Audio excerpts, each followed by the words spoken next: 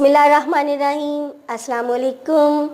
ہم پڑھ رہے ہیں مطالعہ پاکستان جماعت نحم کی کتاب کا باب نمبر 2 تحریک پاکستان اور پاکستان کا قیام۔ اس سلسلے میں آج کا یہ ہمارا لیکچر نمبر 3 ہے۔ ہمارے لیکچر کا پہلا جو ٹاپک ہے وہ ہے شملہ وفد 1906۔ اس سے پہلے ہم نے بات کی تھی تحریک پاکستان کے قیام کے اسباب، پس منظر، سر سید احمد خان کی جو خدمات تھی تحریک علی گڑھ کی صورت میں، اور پھر تقسیم بنگال۔ آج ہم بات کریں گے شملہ وفد کی۔ یہ تاریخ کا ایک اہم حصہ ہے۔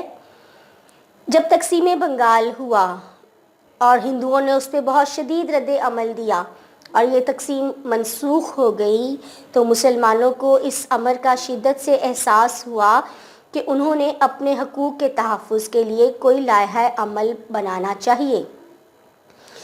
1 اکتوبر 1906 کو مسلمانوں کا ایک سیاسی وفد سر آغا خان کی قیادت میں اپنے مطالبات کو لے کر وائسرائے ہند لارڈ منٹو سے شملہ میں ملا، جس میں مسلمانوں نے جداگانہ انتخابات کا مطالبہ کیا۔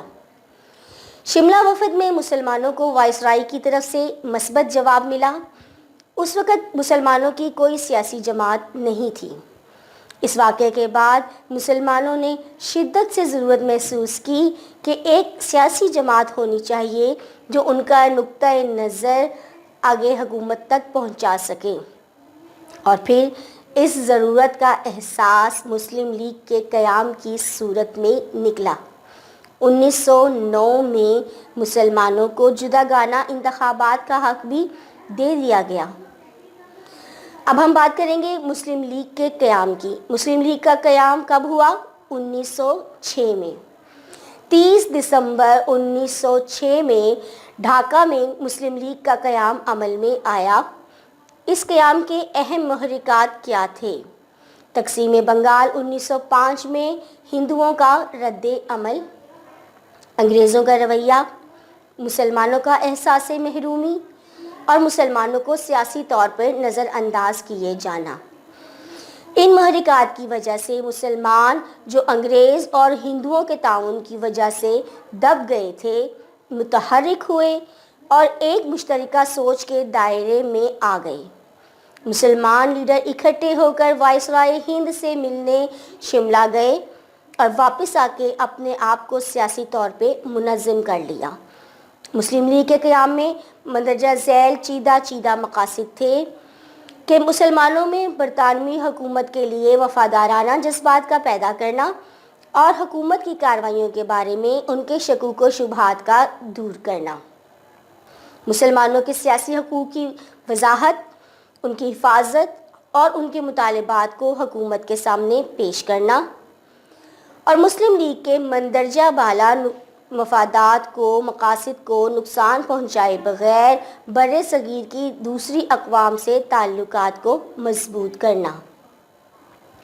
اس کے بعد کی جو شہ سرخی ہے اس کتاب کی وہ یہ ہے منٹو مارلے اصلاحات 1909 میں۔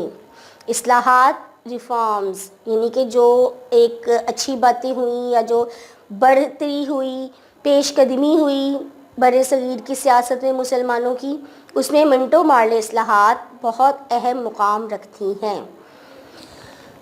1905 میں تقسیم بنگال کی وجہ سے ملک میں سیاسی انتشار اور بے چینی جو تھی وہ بہت زیادہ بڑھ گئی تھی۔ ہندو اور مسلمان ایک دوسرے سے بیزار ہوتے چلے جا رہے تھے۔ حالات کی نزاکت کو بھانپتے ہوئے وزیر ہند مسٹر مارلے اور گورنر جنرل لارڈ منٹو نے مل کر ہندوستان کے لیے کچھ اصلاحات مرتب کیں۔ برطانوی پارلیمنٹ نے ان اصلاحات کو، ان کے بل کو انڈین کونسلز ایکٹ 1909 کے تحت پاس کیا۔ عام طور پر ان اصلاحات کو منٹو مارلے اصلاحات کے نام سے یاد کیا جاتا ہے۔ ان اصلاحات کے تحت مرکزی اور صوبائی قانون ساز کونسلوں میں توسیع کر دی گئی، یعنی کہ ان کو بڑھا دیا گیا اور ان کے ارکان کی تعداد میں بھی اضافہ کر دیا گیا۔ جداگانہ انتخابات کا طریقہ کار جو تھا اس کی منظوری دے دی گئی اور اس کو رائج کر دیا گیا۔ مسلم لیگ نے جداگانہ انتخابات کے طریقے کا خیر مقدم کیا اور اسے اپنی کامیابی قرار دیا. اور یہ مطالبہ جو جداگانہ انتخابات کا تھا، آپ کو یاد ہے میں نے آپ کو بتایا تھا جی، شملہ وفد جو کہ مسلم لوگوں کی سربراہی میں سر آغا خان کی قیادت میں وہ وہاں کے وائسرائے سے ملے تھے اور مطالبات پیش کیے تھے. یہ مطالبہ انہوں نے شملہ وفد میں پیش کیا جو بالآخر منظور ہو گیا اور مسلمانوں جو تھے وہ اپنے پہلے سیاسی مقصد میں کامیاب ہو گئے. یہ تو تھا ہمارا لیکچر نمبر 3. اب انشاءاللہ تعالی ہم مزید لیکچر نمبر 4 میں آگے آنے والے اہم واقعات کا تذکرہ کریں گے. اللہ حافظ.